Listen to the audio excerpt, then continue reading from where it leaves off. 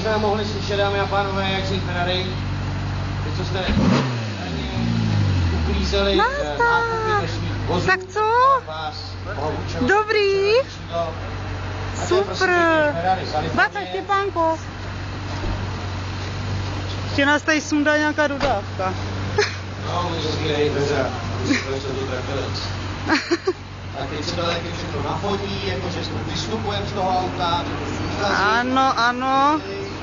Každopádně největší důkaz je v hlavě, já si myslím, že tady jaký to bylo. Brutál, šláte se tomu pěkně na krk. Dobře, no tak jo, já myslím, že jste si to užili.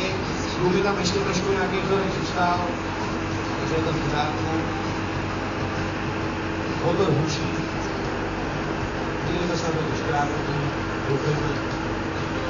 Každopádně jízda to věřit byla super. Věřím, že každý z vás by za to dal milion, trilion, čeho všeho, že se v tom svést. Nemusíte, přátelé, stačí jenom pouhých pár tisícovek. Nemusíte v tom být ani sami, můžete se rozdělit s kamarádem, s kamarádkou, tak jako to už udělalo mnoho lidí před váma.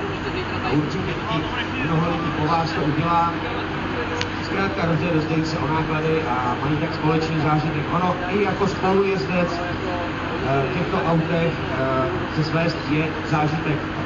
My vám tady plníme slib ještě během zítřejšího dne. Dnes už to tak jako bych řekl, pouvadá, poumírá je 6:45 a za pár minut dnešní roadshow, Dream Roadshow končí. Ale jak říkám, budeme tady pro vás i zítra a věřme, že bude počasí přát stejně tak, jako přálo právě dnes a že i zítra bude ten správný den na to, abychom